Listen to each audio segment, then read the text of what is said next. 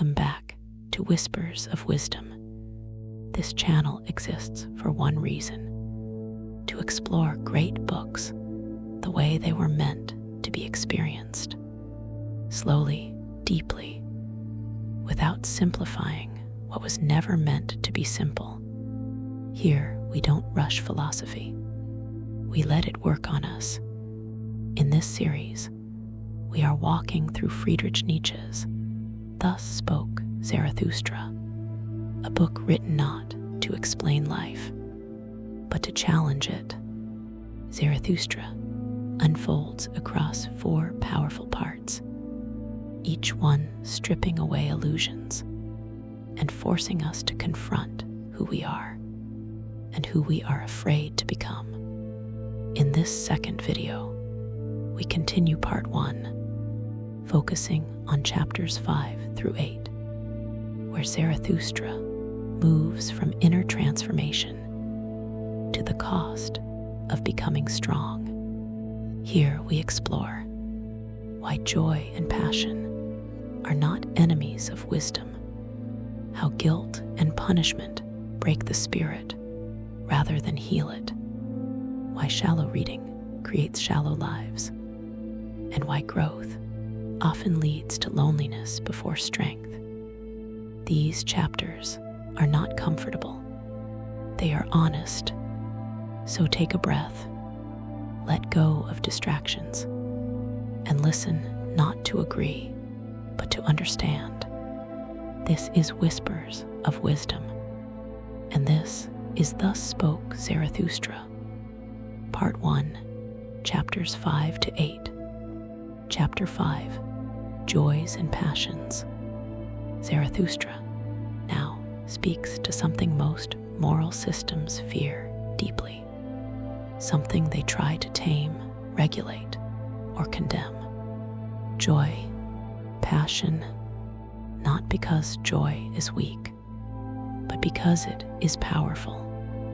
For centuries, humans have been taught to mistrust their passions, to see desire as dangerous, emotion as unreliable, joy as something that must be justified or earned. Passion, we are told, clouds judgment. Passion misleads. Passion makes us lose control. Zarathustra does not deny that passions can destroy. He denies that suppressing them makes us wise. He says, "My passions are not wild horses dragging me. They are trained steeds." This is the difference. No moral teacher explains. Passion is not the enemy of wisdom. Unconscious passion is. Zarathustra looks at those who claim to be calm, rational, and virtuous, and he sees something hollow. He sees not mastery, but absence, not clarity, but numbness. Their lives are orderly, but lifeless. They mistake the absence of fire for enlightenment. They say, "I have overcome my passions." Zarathustra hears, "I have lost my intensity." There is a deep misunderstanding here. Passions are not flaws to be erased. They are forces to be shaped. Every great creation, art, philosophy, culture, transformation, begins not with calm reason, but with overwhelming feeling. Joy, anger, longing, obsession, devotion. These are the raw materials of becoming. A human without passion does not become wise. They become predictable. Zarathustra sees that most moral systems were built by those who could not handle their own intensity. Instead of learning to ride their passions, they declared them sinful. Instead of refining desire, they outlawed it. Instead of strengthening the self, they weakened life. This is why moral preaching often sounds like warning labels, Do not want too much. Do not feel too deeply. Do not enjoy too strongly. Zarathustra asks quietly, why? Is life so fragile that it cannot withstand joy? Or are we? He sees that passions scare people because passions demand risk. To love deeply is to risk loss. To desire intensely is to risk disappointment. To feel joy fully is to accept that pain will follow, and so many choose safety over depth. They call this wisdom. Zarathustra calls it fear. He says, joy and suffering are not opposites, they are companions. The deeper your joy, the deeper your capacity to suffer.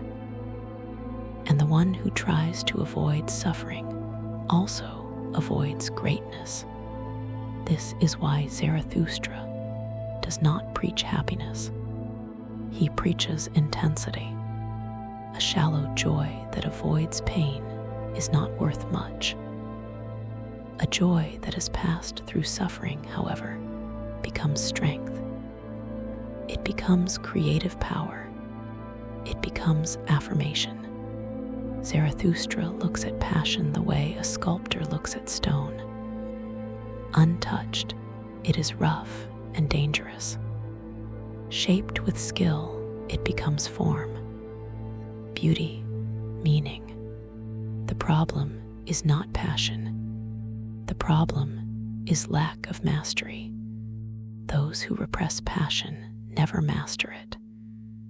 It returns in distorted ways as resentment, cruelty, envy, moral judgment. Those who indulge passion blindly are ruled by it. They mistake impulse for freedom. Zarathustra points toward a third path, not repression, not indulgence, but transformation. He teaches that passions must be brought into the light of consciousness, named, understood, integrated, not obeyed blindly, not crushed violently, but trained. This requires strength. Only a strong spirit can afford passion. Weak spirits must regulate life from the outside through rules and prohibitions. Strong spirits regulate from within through self-knowledge. Zarathustra sees joy as the clearest sign of health, not comfort, not pleasure, but affirming joy. The joy that says, yes, even when life is difficult. The joy that does not ask permission to exist. The joy that does not need justification. This kind of joy is rare because it demands courage. It is easy to enjoy when everything goes well.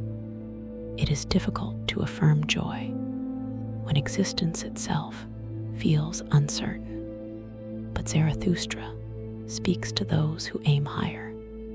He speaks to creators.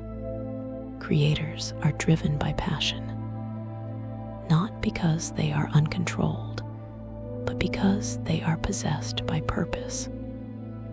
Their joy is not passive consumption, it is active creation. They burn not to escape themselves, but to become more.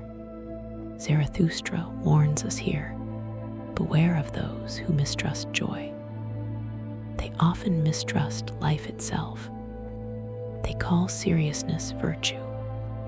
They call cheerfulness superficial. They call passion childish. But what they truly fear is overflow. Overflow threatens order. Overflow breaks boundaries. Overflow creates something new. Life itself overflows. Zarathustra says, I would not believe in a God who could not dance. This is not mockery, it is philosophy. A worldview that cannot dance is a worldview at war with existence. A morality that fears joy will eventually turn against life. A culture that represses passion will rot from the inside. But Zarathustra is careful. He does not praise every passion equally. Some passions are born from weakness, envy, resentment, the desire to pull others down. These are reactive passions. They do not create, they poison. Zarathustra distinguishes between ascending passions and descending passions. Ascending passions expand life. They push you to grow, create, risk, transform. Descending passions shrink life. They feed on comparison, bitterness, self-pity. The task is not to eliminate passion, but to elevate it. Ask not, should I feel this? Ask, what does this feeling want to become? Anger can become clarity. Desire can become devotion. Joy can become creation. Suffering can become depth. Nothing is wasted if you are strong enough to shape it. This is why Zarathustra does not give rules. Rules are for those who cannot listen to themselves. He speaks in images because images awaken intuition. He wants listeners to feel their own passions and recognize their direction. Are they pulling you downward or forward? Zarathustra sees joy not as an endpoint, but as a signal, a sign that life is moving through you unobstructed, that your instincts are aligned with your becoming, that you are not merely surviving, but participating. This is why he distrusts joyless virtue. A morality that produces no joy is suspect. A life that never dances is incomplete. A philosophy that fears passion has already lost faith in life. Zarathustra's joy is not naive. It is hard-won. It is the joy of someone who has faced suffering and did not flee. The joy of someone who did not ask life to be easier, but asked himself to be stronger. And here lies the quiet challenge of this chapter. Do you trust your joy, or do you immediately explain it away? Do you apologize for it? Do you feel guilty for feeling alive? Many people do. They have been trained to. Zarathustra invites us to unlearn this shame, not to abandon responsibility, but to abandon self-betrayal, to stop treating vitality as something suspicious, because a human who mistrusts their joy will never fully trust themselves, and a human who cannot trust themselves will always seek permission from others. Zarathustra wants creators, not followers. Creators need passion. Creators need joy. Creators need intensity. Not chaos, but fire with direction. This chapter whispers a dangerous idea. Your passions are not obstacles on your path. They are the path itself. If you listen carefully, if you shape them honestly, if you refuse both repression and blind indulgence, your passions become allies in becoming who you are. And that is something no moral system can give you. Chapter 6, The Pale Criminal. Zarathustra now speaks of a figure both feared and misunderstood, not the monster of legends, not the villain of stories, but the one who stands trembling between action and guilt. He speaks of the pale criminal. This is not merely a lawbreaker. It is not simply someone who commits a crime. The pale criminal is defined not by the act itself, but by what happens after, by the way the spirit collapses under the weight of judgment, by the way guilt drains the color from the face, the strength from the body, the clarity from the mind. The criminal becomes pale, not because of what they did, but because they cannot carry it. Zarathustra looks at society's relationship with crime and sees something deeply dishonest. He sees a system that punishes the act, but never understands the drive. A system that moralizes behavior instead of examining the forces beneath it. Society says, "You are guilty." Zarathustra asks, "What made this inevitable?" He does not excuse crime. He questions how we explain it. The pale criminal commits an act driven by passion, instinct, or desire. In that moment, they act from strength, from will. But immediately after, the inherited morality of society crashes down upon them. The voice of "thou shalt not" awakens. The act that once felt necessary now feels unforgivable. This inner contradiction destroys them. They wanted the act, but could not endure its meaning. Zarathustra sees this as tragedy, not justice. He observes that society often condemns individuals for acting out forces that society itself has suppressed. We teach people to deny aggression, desire, ambition, intensity, and then act surprised when these forces erupt uncontrollably. We punish the eruption, not the repression that caused it. The pale criminal is pale because they are divided. One part acted, another part judged, and the judge always speaks louder. Zarathustra does not say, "Abolish law." He says, "Understand the human being before passing judgment." The criminal act is often the final symptom of a long inner war. By the time the crime happens, the struggle has already been lost. Society focuses on punishment because it is easier than understanding. Understanding would require confronting uncomfortable truths about human nature, about ourselves.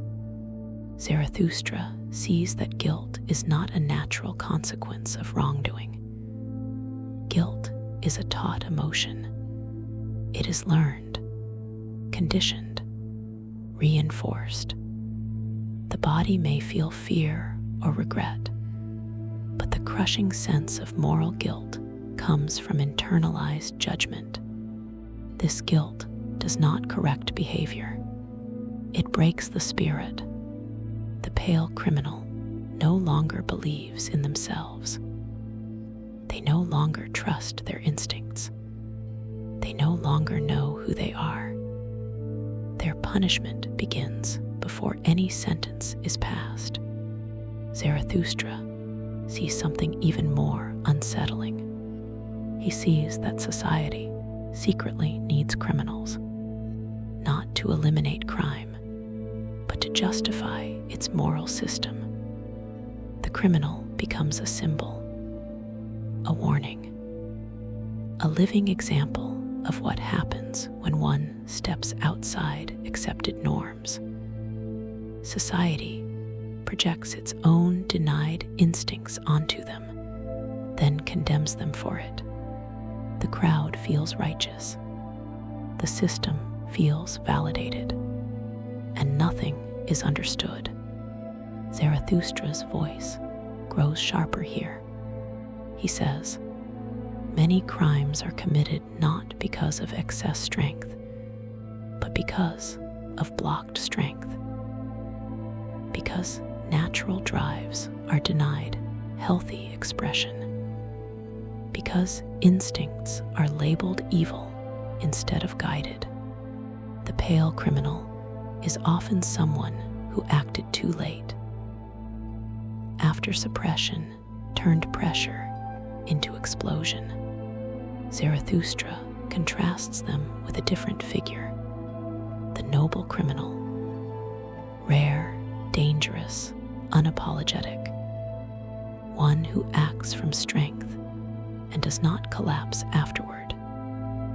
Society fears this figure far more because they cannot be controlled by guilt. But Zarathustra does not praise them either.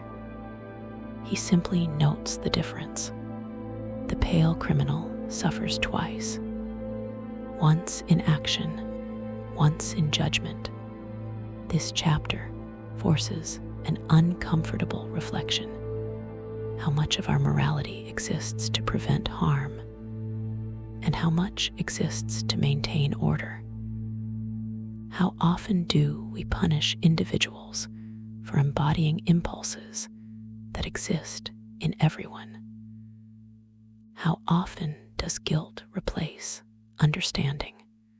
Zarathustra sees that the obsession with guilt distracts from deeper questions. Why do certain instincts have no healthy outlet? Why are some forms of power condemned while others are rewarded? Why is ambition praised in some roles and criminalized in others? The pale criminal is a mirror, not of evil, but of contradiction. Zarathustra does not want a society without responsibility. He wants a society with depth, a society that understands human drives instead of pretending they don't exist, a society that addresses causes, not just symptoms. He warns us, when guilt becomes the primary tool of control, the result is not morality. It is internal imprisonment. People police themselves long before they act. Creativity, intensity, and courage are sacrificed in the name of safety. This does not produce virtue. It produces timidity.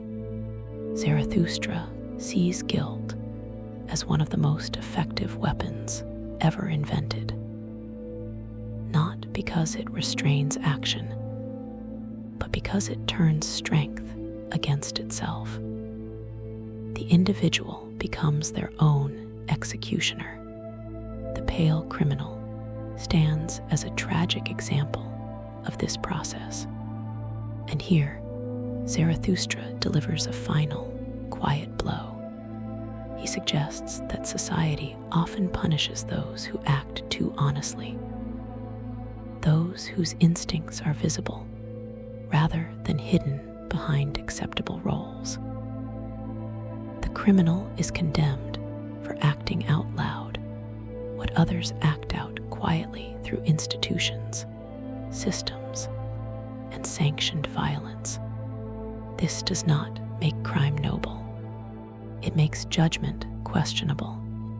The chapter does not end with answers. It ends with unease, because once you see guilt as a constructed tool rather than a divine verdict, you cannot unsee it.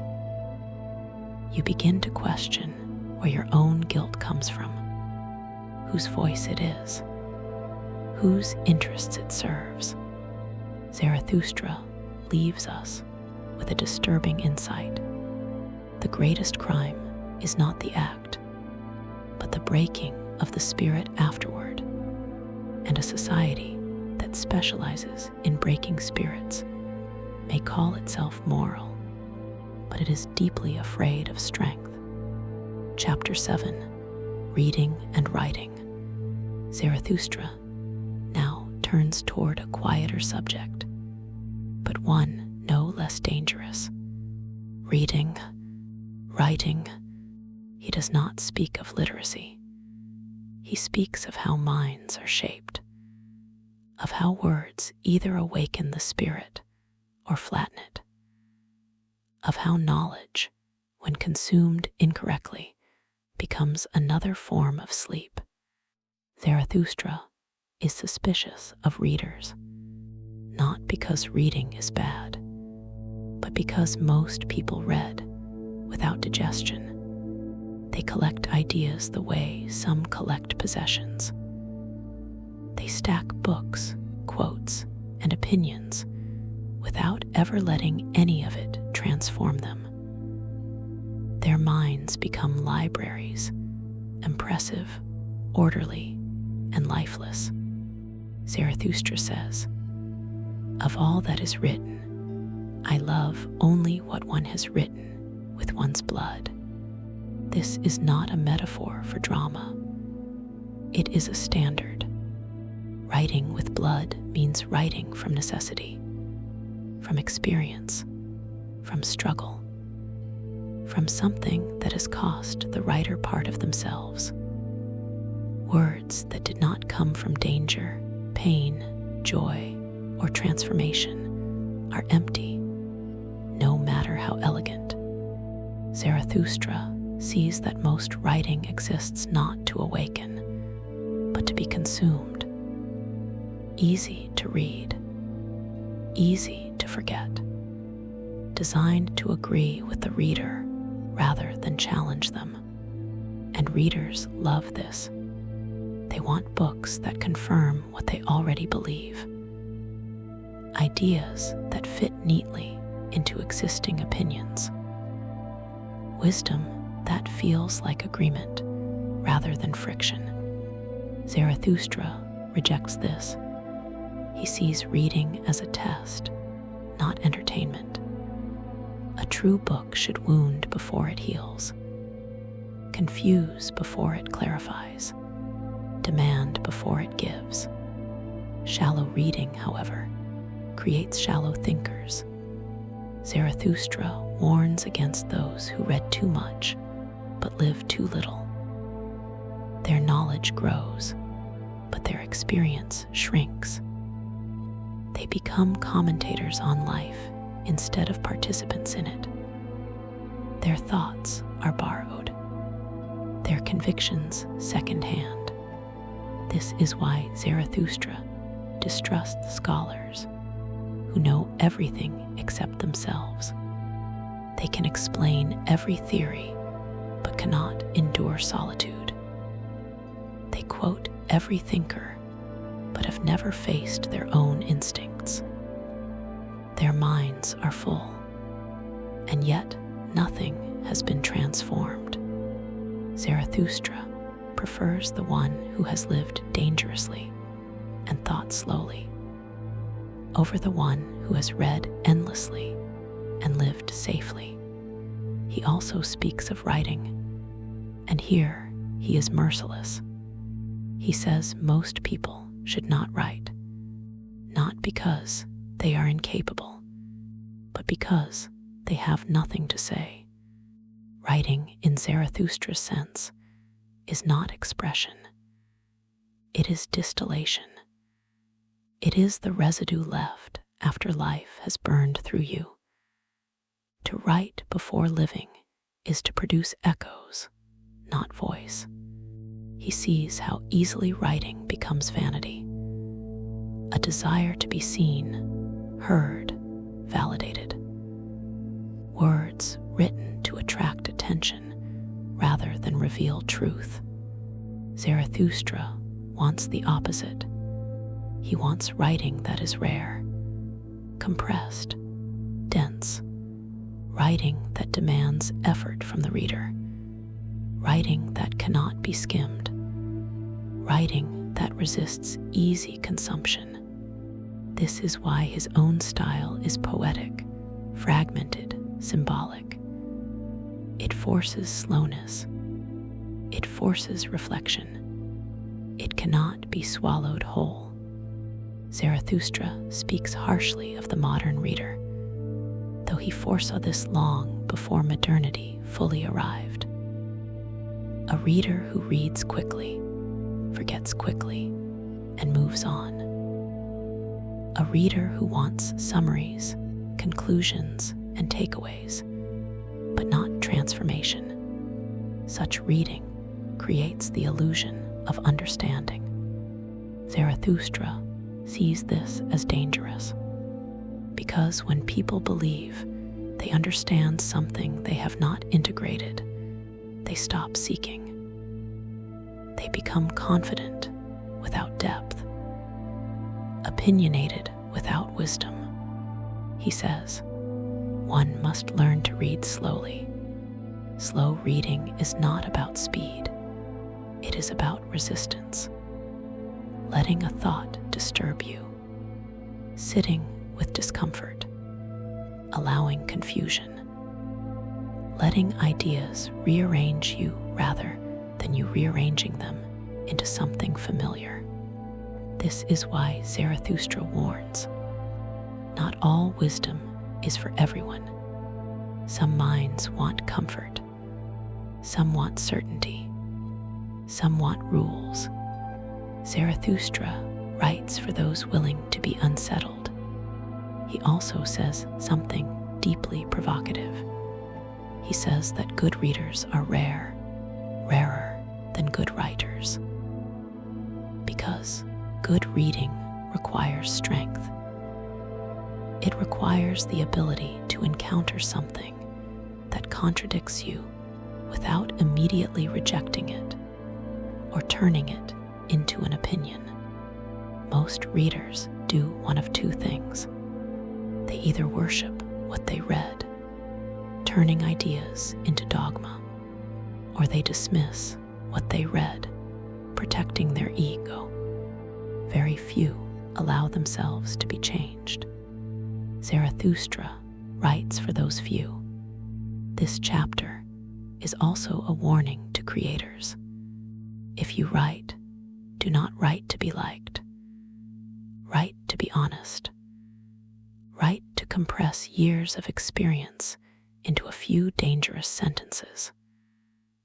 Write as if your words will outlive you, because some will. And if you read, do not read to agree. Read to be challenged. Read as if every sentence might demand something from you. Zarathustra's philosophy cannot be skimmed. It must be wrestled with. This is why he says that some truths must be whispered, not shouted. Because those who are meant to hear them are already listening. This chapter quietly aligns with your channel itself, though Zarathustra would never flatter. A space not for mass consumption, but for those who seek depth. For those who listen rather than scroll. For those who allow words to work on them. Reading and writing for Zarathustra are not intellectual acts. They are ethical acts. They reveal how seriously you take life, how much risk you are willing to endure, how much transformation you allow. The final message of this chapter is simple and sharp. Do not drown in words. Do not hide behind knowledge. Let reading lead to becoming. Otherwise, you will know everything and be nothing. Chapter 8, The Tree on the Hill. Zarathustra now speaks to those who have begun to grow and discovered that growth is isolating. He tells a quiet story, not a command, not a doctrine. A tree standing alone on a hill. The higher it grows, the more it is exposed to wind, to storms, to lightning. Zarathustra says, the more a tree seeks to rise into the height and light, the more strongly do its roots strive earthward. This is not encouragement. It is a warning. Growth is not gentle.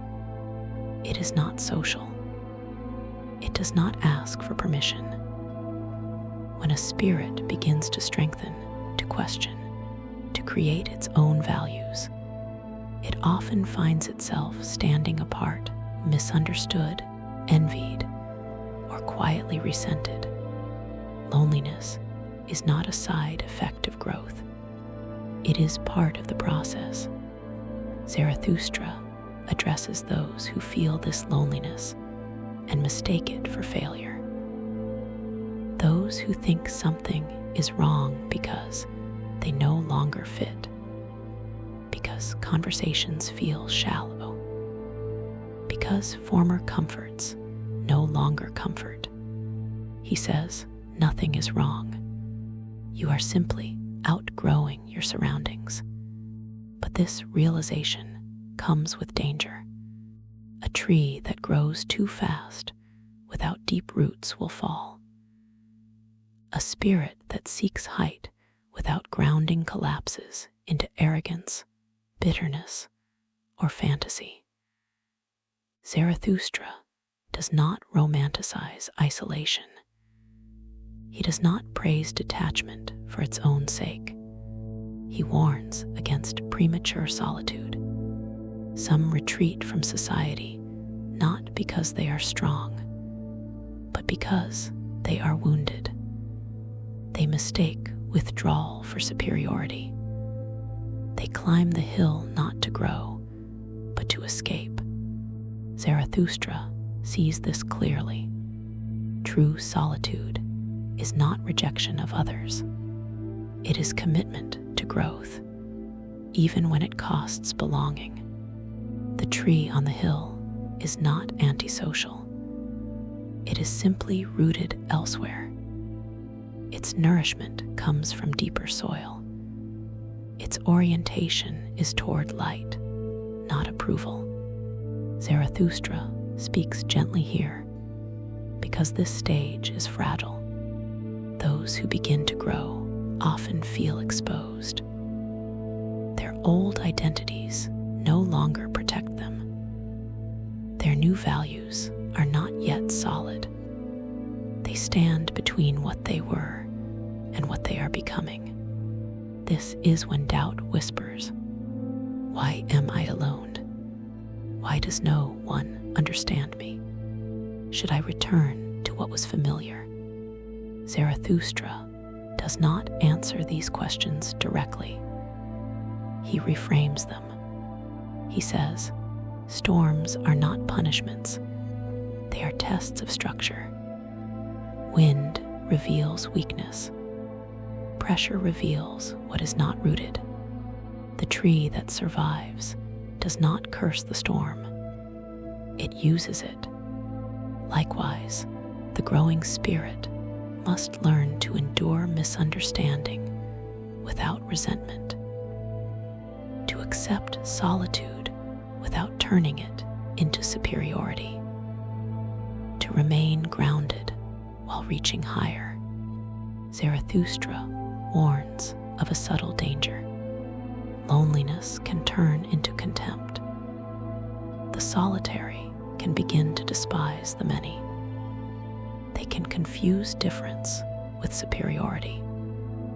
They can turn their isolation into identity. This poisons growth. Zarathustra does not want hermits who hate the world. He wants creators who can return to it stronger, not bitter. The tree grows alone, but it still belongs to the earth. Roots matter. Zarathustra speaks here to those who are impatient, who want transcendence without discipline, who want enlightenment without embodiment, who want height without responsibility. He says, if you seek the light, deepen your roots, strengthen your body, refine your instincts, clarify your values. Do not rush upward. Growth that ignores foundation becomes fragile. This chapter is also about timing. Zarathustra suggests that some stages of growth are meant to be hidden. A tree does not reveal its strength until it has it. Exposing yourself too early invites damage. Sharing your deepest becoming with those who cannot understand may slow or distort it. This is not secrecy. It is self-respect. Zarathustra teaches discernment, knowing when to stand alone and when to return, knowing when solitude nourishes and when it isolates, knowing when to endure the storm and when to seek shelter. The image of the tree is not poetic decoration. It is instruction. Growth upward increases exposure. Growth downward increases resilience. Both are necessary. Zarathustra speaks to the listener directly now. If you feel lonely on your path, do not rush back to the crowd for comfort. And do not turn away in bitterness. Instead, ask, are my roots deep enough for this height? Loneliness can be a sign of growth or a sign of imbalance. The difference lies in grounding. The tree that survives the hill does not complain about the wind. It adapts. It thickens. It strengthens. It bends without breaking. Zarathustra wants the same for the spirit. This chapter whispers a hard truth. Not everyone is meant to walk with you at every stage of your becoming. And that is not cruelty. It is nature. Growth rearranges relationships. Strength alters proximity. The more clearly you define your values, the fewer people will share them, and the more meaningful those connections will be. Zarathustra does not promise companionship. He promises becoming, and becoming often begins alone. But if you endure, if you deepen, if you do not let solitude harden into contempt, you will one day stand not as fragile outcast, but as a rooted presence, one who can withstand storms and offer shelter. In this video, we journeyed deeper into part 1 of Thus Spoke Zarathustra. We saw why joy and passion are not weaknesses, but forces that must be shaped, not suppressed. We confronted the pale criminal and learned how guilt destroys the spirit more effectively than any prison. We uncovered why reading without reflection dulls the mind, and why true wisdom resists easy consumption. And finally, we stood with the tree on the hill, learning why growth isolates, why solitude tests us, and why strong roots matter more than quick ascent. Each chapter revealed the same truth from a different angle. Becoming stronger will cost you comfort. Becoming honest will cost you belonging. Becoming yourself will cost you illusions. But this is only the beginning. In the next video, Zarathustra turns his gaze outward, toward those who glorify death, worship decay, fear struggle, and preach resignation as wisdom. The questions will become darker, the challenge sharper, and the mirror even clearer. If this video stirred something in you, if it unsettled you, challenged you, or made you pause, then stay with whispers of wisdom, because this journey is not about agreement. It is about awakening.